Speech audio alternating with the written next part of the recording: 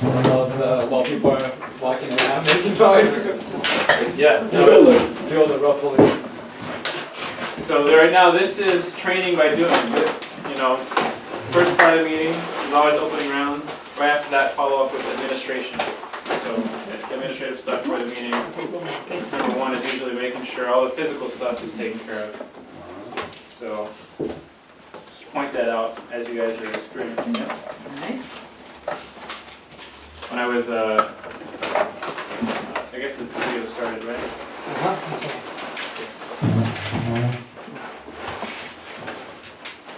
So thank you everyone for coming to today's Dynamic Governance Level 2 training. We're just going to start. I'm going to do an overview of the schedule. So if you can see the handout there, first we're just going to start with the content. We're going to do a pair share and do a quick overview of what is dynamic governance. Then we're going to jump into the 3 principles. Number 1 is policy decisions made by consent. And then we'll have a break around 1 o'clock. And we'll have a lot of time for questions and discussion. This is a small enough group that if you have any questions, feel free to jump in. Maybe give me a few minutes because I might actually answer your question in the next few minutes of when I'm talking. But if I don't, then feel free to ask a question, and that always keeps the information most relevant to what your needs are.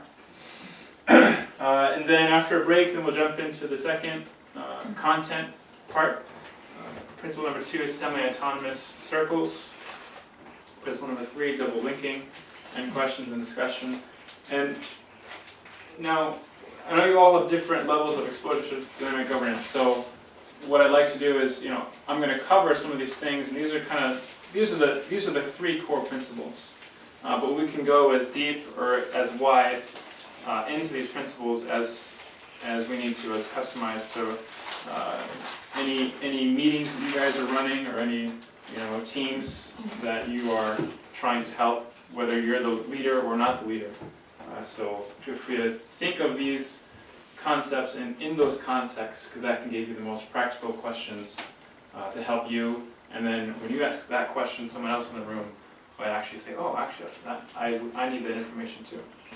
And as well, I don't have all those answers, so I'm also going to ask, just to define consent. I'm going to open it up and let you guys jump in, and if there's anything missed, then I'll jump in too. But by no means am I the sole voice today. Okay, so at 1:45 we'll do some next steps, and we might adjust this 5 minutes later. We started at 5 minutes late, and then we'll do a closing round about today's meeting. Feel free to be honest.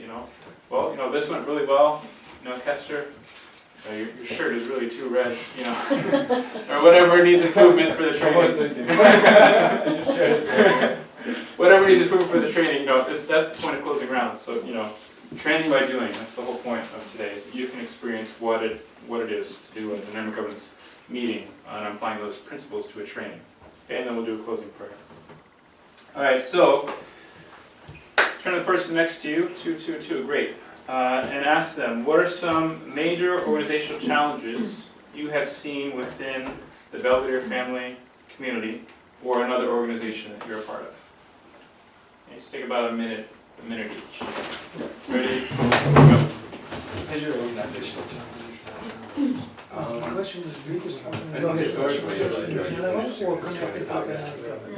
In general, like the organizations you're a part of. Plan this and plan that. Like for me, I'm part of, I guess here. You got the job done. Belvedere community organization, and I can definitely see where it's the same people having been the same thing, like over and over again, for years and years and years. And as time goes on, we don't really have anyone to take their place and to basically bring new ideas. So a lot of the technique and a lot of the style that we have are from many decades ago. And so what comes to mind? I haven't, the integration of where us as the young people want to really be a part of taking over and different perspectives helping it continue, and also wanting to improve and change. confidence that it will become better. Why? Or more, So if there's or more If you have a well. solution, alright, go ahead and switch. if there are different perspectives. I was just Definitely. thinking, How do you spell that? Then Yeah. it kind of sets up a You whole win. different set of THEW. expectations. I was thinking the H E reason W why it E is the W. way it is because it Change or tends to develop Um, is it's just attempted very to be clear. initiated So Because I by had biggest some challenge issues on my I think committee. it's the the mindset. organization that it doesn't. Um, I really have to steer it But it is in the such a spirit of way the that in some organization. ways How I'm to- using the old system So the biggest challenge I face, to get us the back Maryland on community now, track. we call Get it new everybody home on the same family. page. But I'm not New happy home with it, family. you know. When you have But I also so realize that I do diverse tend groups to Big kind family of challenge is, look for new generation coming up. consensus. Perspective. it's a very diverse The old community, guard, I you mean, go to the and Western, there the is Eastern, also the- sort of Yeah, like I a think, pool of volunteers, Yeah. like a steady crew. And sounds like very similar to your situation that does Getting a a lot of things. cohesive You're not gonna grow, we're being That's happy the if sense that, that's you know, I mean, group, you think about the it, majority So I very just think simple, of you it, just gotta the community preach is the not faith really and witness, included and just grow. in those. God Like, works with there's a everybody. big Yes, Alrighty, go ahead and thank your partner. but anyway, thank you. Fine. Thank you. Would anyone like to share? What are some of the major organizational challenges that you've experienced in this community or any other organization? Well, Chris's point was that our community is so diverse and mixed with cultures and just ways of doing things that the organizational, there's an effect on the organization, you know, how things get organized. Like maybe he didn't say this, but I'm inferring that maybe things might take longer to do something that seems simple, just because you gotta get everyone on the page. He did say that, about the same page. And my point that I said was just about how we have a top-down and then we have the work-together approach, and those two clash sometimes and make some organizational calamity. Hmm. That was it. Yes. You know? I'll just share that I was realizing my committee is in the UN, and I realized even I use the bad system because it maintains political control, you know. I don't like it, but anyway, it's very clear it's the wrong system. So let's just dig into that a little more. So when you say the bad system, The old system of and more, it maintains control, what things are you referring to and how do they maintain control? many times I just make a decision. Mm-hmm. I don't ask how everybody else is thinking. Right. Or I, confer with my co-chair or something like that, Mm-hmm. because I really need to steer the committee in a certain way. Right. So, that's my agenda, right? Mm-hmm. So, yeah, I mean, even the way that election is set up, I didn't set it up, but it's definitely for maintaining control, and it's the UN. Right. Okay. So I It's think, not- yeah, that's really good. We'll get into that in here.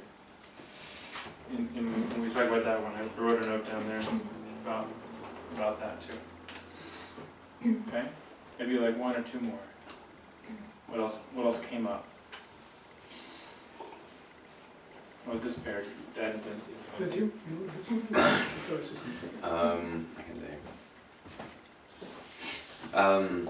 Yeah, we were talking how on most of the old, how we have like these certain amount of people, the active ones, right? That are very active and they tend to do a lot. But we have a large pool of people that aren't so active. Either they don't want to be, or either they don't know that they have the opportunity to be. And especially this falls with a lot of the younger generation, where they just always, things have been going, and people have been doing it. So they don't really see the need for them to actually learn and take responsibility one day as Right. well, because Yeah. that's what we talked about. Great. Yeah. And I think, that one, when we get to hear semi-autonomous circles, I'll bring that one up too, 'cause that's a good point. Chris or Toya? I think Peter really covered it, because he shared the Okay, but maybe just to emphasise one thing, which you kind of covered, but it's the challenges to getting the power to move forward in a community, because like here we have so many different perspectives on what is the right thing or the best thing to do. And because everybody has their own agendas, or maybe no agenda, but there are certain elements that want the community to move forward, others that want it to stay as it is, or, you know, so an organization, I use the example of a typical Christian church, they have a very simple agenda. You know, so it's easy for an organization, that kind of organization, to gel and have power because it's easy for all to think the same way. But in a community like ours, where there are many different perspectives, it's much more challenging to get that power, that sort of get over the, what's it called, the critical mass of sort of opinion or whatever it is, to the way it has energy in itself. You know, that it's hard to get to that point. Right. You all seem to be trying to get to that point. Right. So that is a challenge with all these various perspectives. Yeah. Right. Yeah. Okay, great. All right, so thank you everyone for sharing with each other. I've been taking these and putting them where I see them fitting in the meeting, so we'll touch on that too.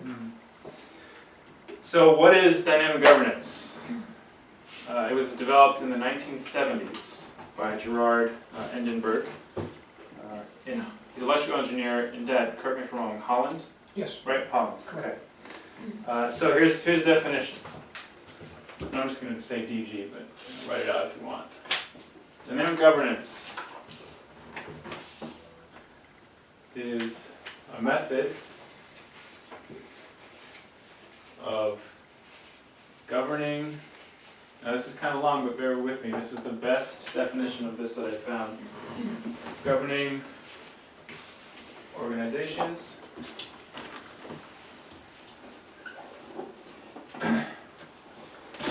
that produces, and here it's going to focus on the results, because it can't describe all these things in a definition, but this is what it produces: greater commitment,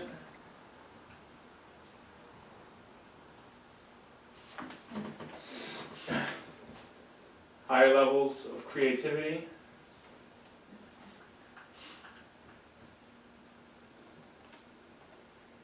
oh, this is really long. Hey, Peter, I think I'm going to need your help as a scribe. It's take too long for me to do this. Distributed leadership, deeper harmony, and dramatically increased productivity. Alright, so I'll let you guys do that. So, distributed leadership, deeper harmony, and dramatically increased productivity. So I think those different results touch on all the different areas that you want to focus on with how you're governing.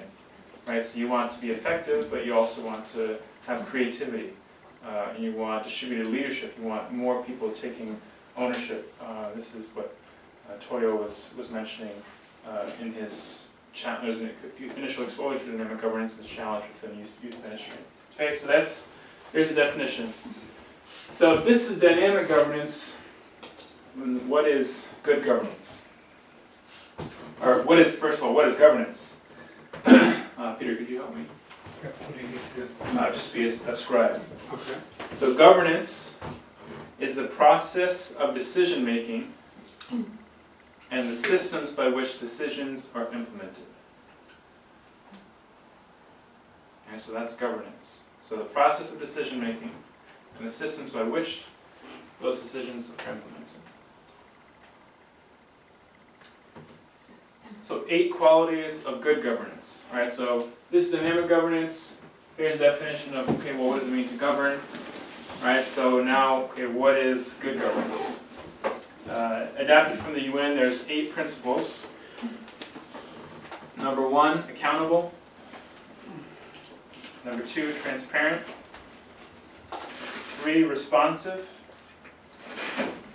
4, equitable and inclusive. 5, effective and efficient. 6, follows the rules of law. 7, participatory. Okay, that touches on some of the themes that we're talking about. And 8, consent-oriented. What was that one before last? Participatory. Participatory. Try saying that 6 times. Participatory. Okay, so those are the 8 principles of good governance. And obviously that's adapted from the UN. UN hasn't caught on to number 8 there, consent-oriented. But Lynn will help us out with that. She's working over there. So based on these ideas, what I just threw up there, I mean, this is some pretty, high-level definitions, but there's a lot behind them. Any questions or ideas or comments so far on what you guys just heard?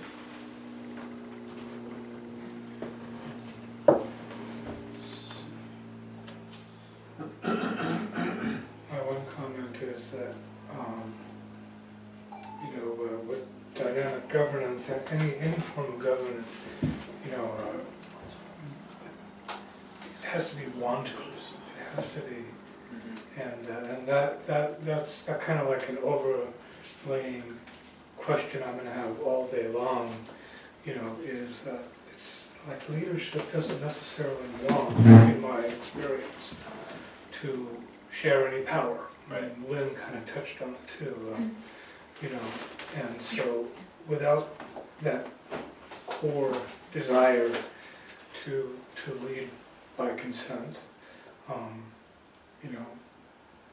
that's what I'm wondering. Thought that comes to mind hearing about this. Sure. Any other thoughts? Can be related to the previous comment or anything else? That's it.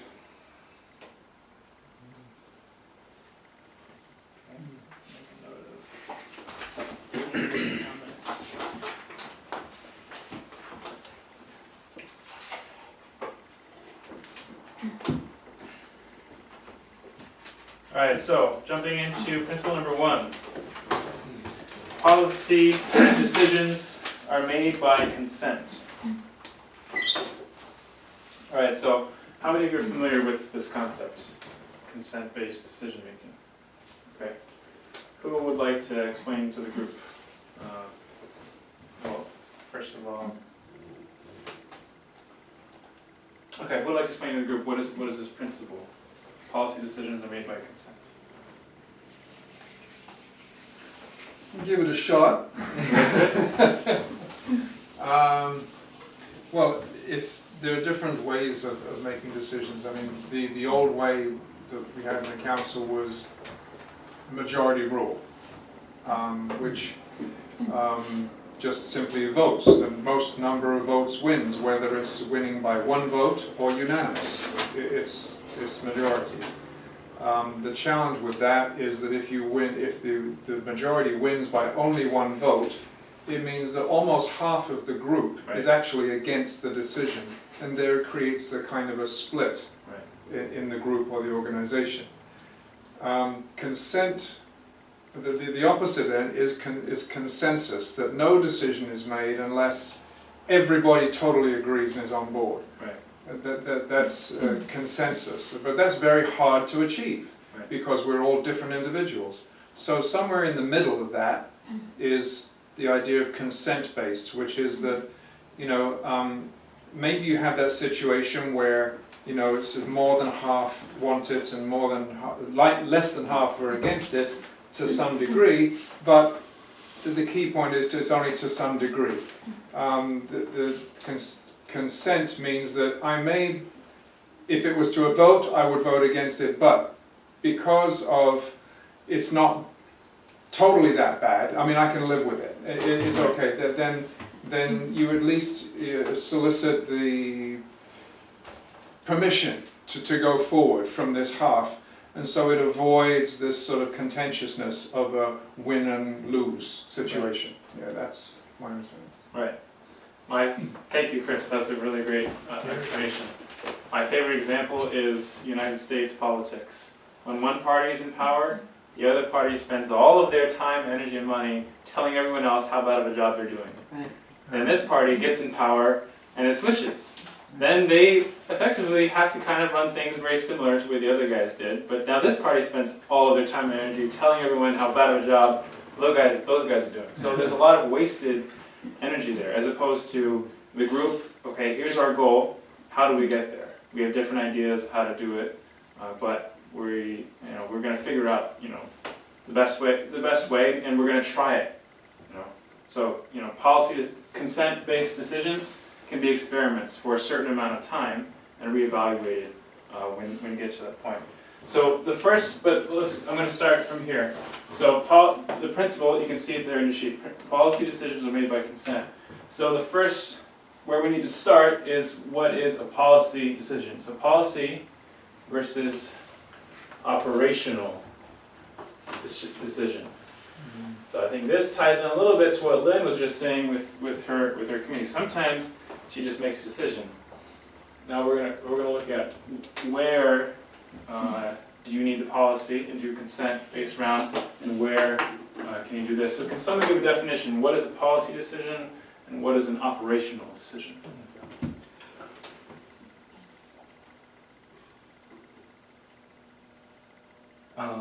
Okay, this is just my thinking. I think policy decision is about more of like how the direction and deals with like the direction and the goal and mission of the organization itself, and like operational decisions, more like the management of the policy decisions that's made. Right. That's just my thinking. Yeah. They missed that. Yeah, exactly. So policy decisions are based on the values and principles of the group. So they're setting standards, aims, limits, and parameters. Right, so these are, so for example, we're going to make lunch 3 days a week and buy lunch 2 days a week. The operational flip side of that discussion would be, okay guys, today we want to eat lunch. We decided we're going to buy it, so we're going to go to Chipotle and we're going to meet there at 12:30. Right, so you don't need to have a policy meeting to decide where you're going to go and everything, because you already made your policy about we're going to buy lunch 3 days a week and we're going to make lunch 2 days a week. So that's the policy versus the operational. So operational decisions are made by your operational leader. Right? So within every group, you've identified a certain, executive person to carry out these operational decisions. Because if there's a crisis and a quick decision needs to be made, or there are these daily management of details, this person is going to be deciding those things. So exactly. So like Toyo defined it already. An operational leader carries out policy decisions in the day-to-day functioning of the organization. Right? So that's policy. So now next step in this one is defining what is consent. Now Chris gave a good definition. I don't really have too much to add. He actually already answered the why. The why of this, well, why would you do this as opposed to just voting? Chris already gave a good explanation, because you create these. Sometimes it's like in the Supreme Court, great example. Oh, there's the conservative judges and the liberal judges, and they usually vote this way, and they usually vote this way. So the swing vote is this guy in the middle, and then you give all of the power to one person, whereas every single one of those people has their own knowledge and insight that can inform the decision. And what this does, consent, it's an open decision-making method. So rather than putting the decision on the table, giving thumbs up or thumbs down, you put the decision there and say, does this need to be tweaked at all? And then you go around. Usually I go for objections first. And if there are objections, we talk about them. And then once the objections say, okay, are there any paramount objections? Okay, so the definition of consent is not having a paramount objection. Right, so it's different than consensus, like Chris mentioned. Consensus is, do we all agree? It's opt-in. Consent is opt-out. The question is, can I live with this? All right, so a paramount objection needs to be argued. Yeah, that's important. It's two things, the two requirements. Let's see, paramount objection, one, needs to be argued, and two, it needs to be based on the values and goals of the group. Okay, so if you have someone that says, well, I have a paramount objection, and you say, well, you ask them as you're facilitating the meeting, you say, okay, can you explain your paramount objection? You say, well, I just really don't like Toyo's shirt. That's not it. I don't like Lynn, or I don't like Christoph. And that's not an argued objection. So they have to have a reason behind it. And number two, it has to be based on the values and goals of the group. So if your goal, if this person is consistently being a sticking point, saying, oh, I object, and they're not being, it can be a policy decision to remove people from a group. And obviously you would make that consent-based decision without that person. You would just have a meeting separately. So people would ask sometimes, well, how do you do this? If you have objections, you can't. I've never had to go there. Almost always, the people that I've been working with, they're working in good faith towards the goals of the group. In the extreme case that you have someone who somehow got in and you didn't know that, say you're starting a business and you don't know people and you hire them, and they're not working towards the goals of the group, you can make a policy or a consent-based decision with the rest of the group to remove someone, and that's how you would address this scenario in the extreme case. There's many other ways to do it before getting to that. Okay, so now one of the overarching themes of dynamic governance is feedback and the feedback loop. So what consent does, it includes the feedback loop with a proposal, with a decision into the meeting. So rather than voting and the decision is made and then you see what people think, you say, here's the proposal, are there any objections? And then if there are, you modify it. Does that meet your objection? Yes, it does. Great. No, it doesn't. This is what I'm really feeling. And you can dig down to what is really bothering that person about the proposal. And I've got to say that Peter is a great objector on the council, and he usually has very well argued and reasoned objections, and we incorporate them into the proposal, and it works much better than if Peter hadn't said anything.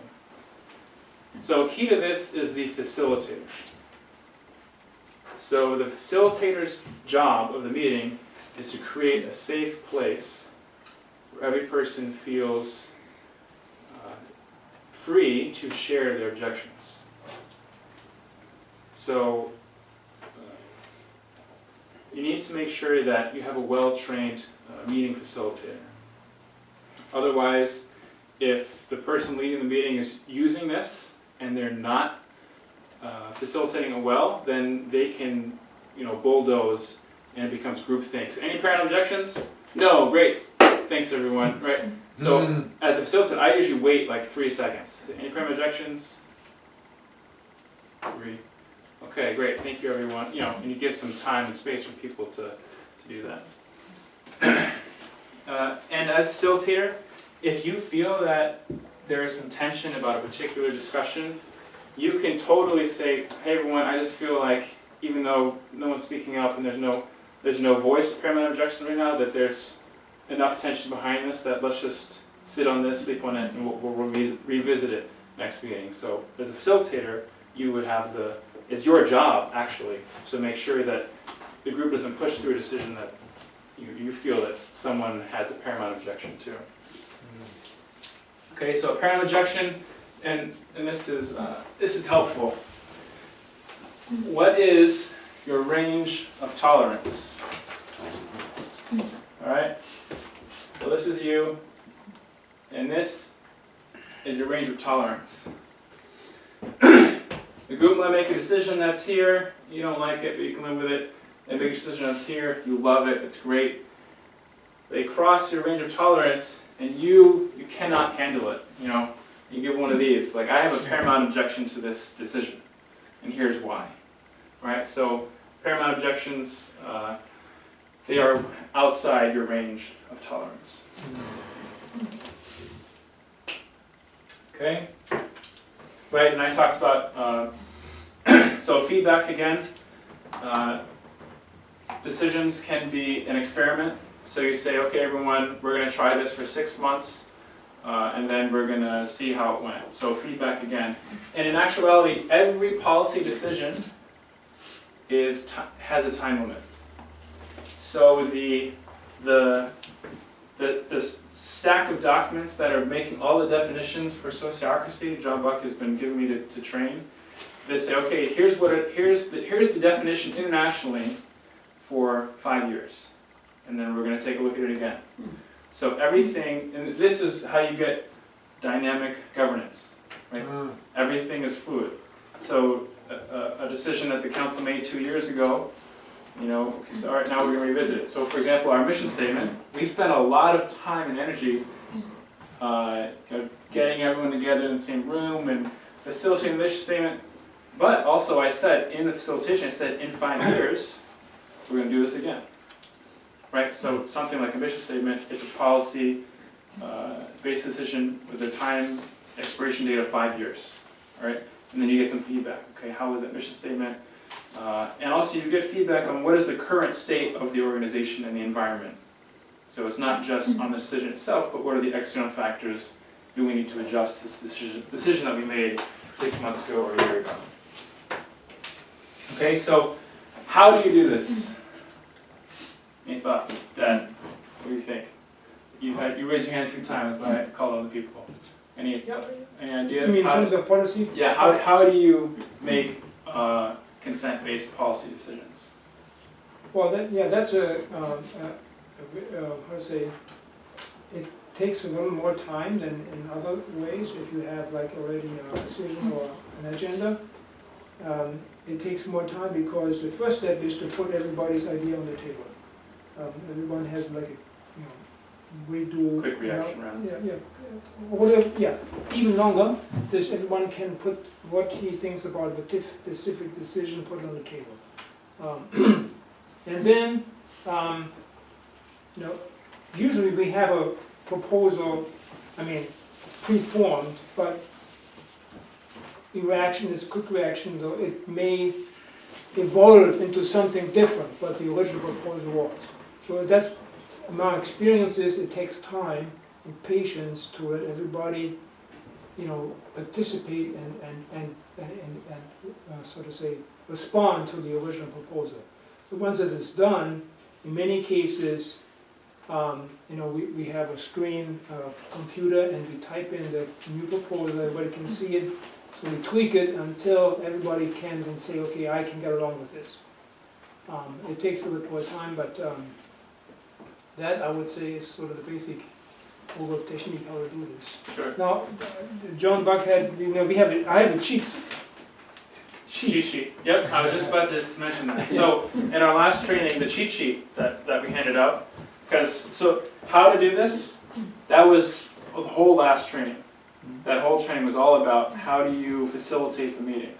So that cheat sheet that we handed out, that's exactly, the whole process is all there. So in how, the main thing is rounds. Last night we had a meeting, the council meeting here, and we started doing a closing round. We're going around, and it gets to Yuki, who was sitting in a corner, and he was kind of sitting back. And then someone said, "Oh, Yuki, I forgot you were here."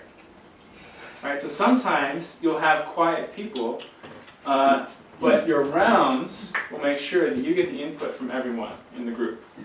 So it equalizes, and I talked about this a lot last meeting, so I don't want to go into it too much, but it equalizes your loud members, your most opinionated people, or maybe the opinion for that particular day, and people who are quiet. All right, and just another, if a proposal is not thought out enough to make a decision, as a facilitator, you can say, all right, you know, this proposal definitely needs a lot more work before we can make an official policy decision on this. You know, let's elect 3 people to dig into this further, or 2 people, you know, whatever it is, and to come back to our next meeting, having looked into the details and the questions. All right, so how, that cheat sheet, that thing is your friend. That is the best summary of all these principles and how to apply them in a meeting that I have seen. That one is great. Okay, so that is the end of the content for our first portion, and I just wanted to open it up for questions, discussion, any thoughts that you all have. Thank you.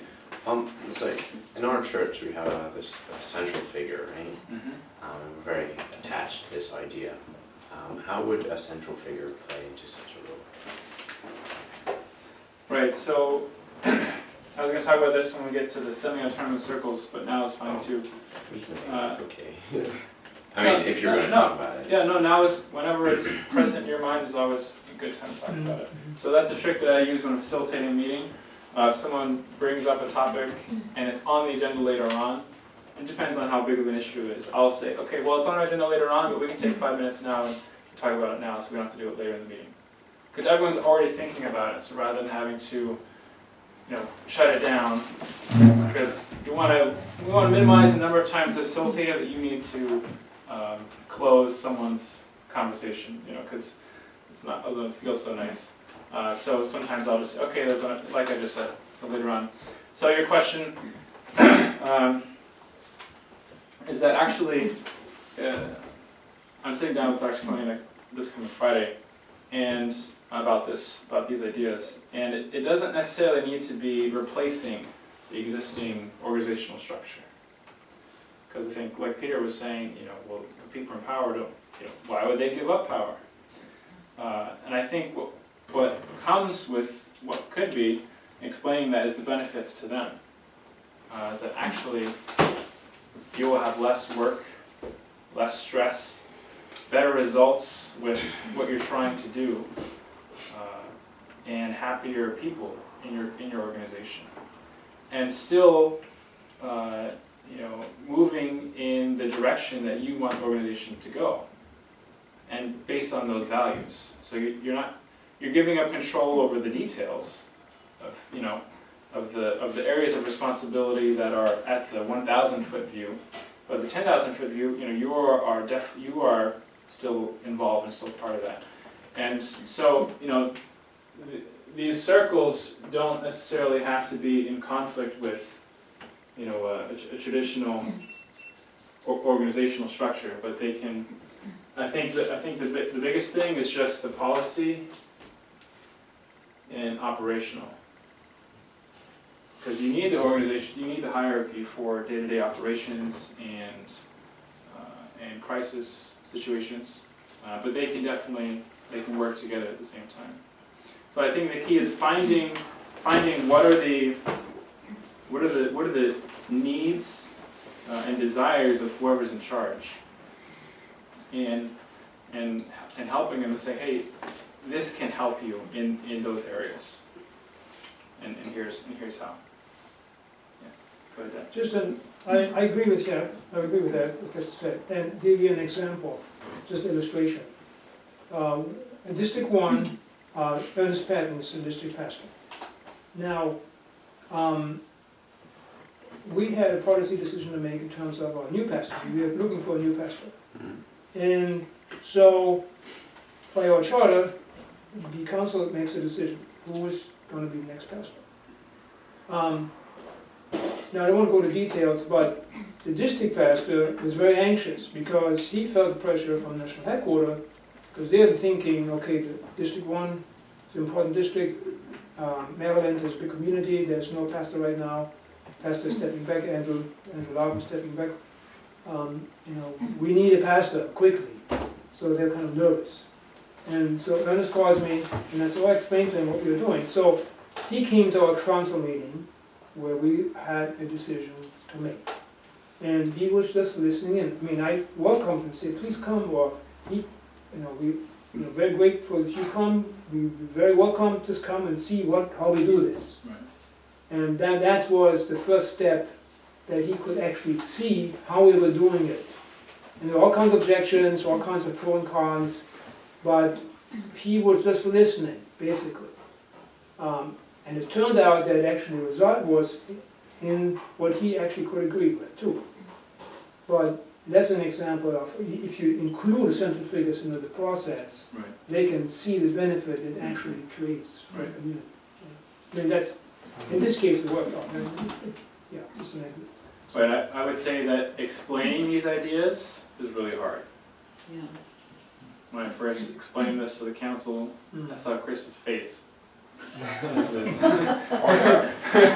Chris was, right, but once, as he started experiencing it and saw, how different situations were handled, then he could experience the benefits. So, right, so to answer your question, I would say as much as possible, including having them be part of those meetings.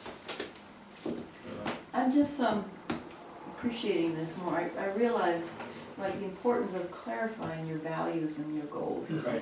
which I'm just thinking my committee, it was very fuzzy. Mm-hmm. Last year, 2 years ago, I had a mission, we created a mission statement. It was very consensus. And we came up with principles based on the Universal Declaration of Human Rights and national sovereignty. And because of that, I have more trust of my team. And at one point, somebody suggested somebody as a speaker, and I realized I made a paramount objective because, and I had reasons. I just went back to, we agree on these values and principles, so I'm getting it. Right. Yeah, and after our break, I'll talk a little bit more about when we get into semi-autonomous circles, what are the elements of a successful circle? And some of those things. What do you need in order to make that work? And clear mission statement and values is part of that tool belt. All right, so it's 1:05, so we're going to take a 10-minute break. Feel free to use the bathroom. So come back here at 1:15. What time? 1:15. All right. Quarter past.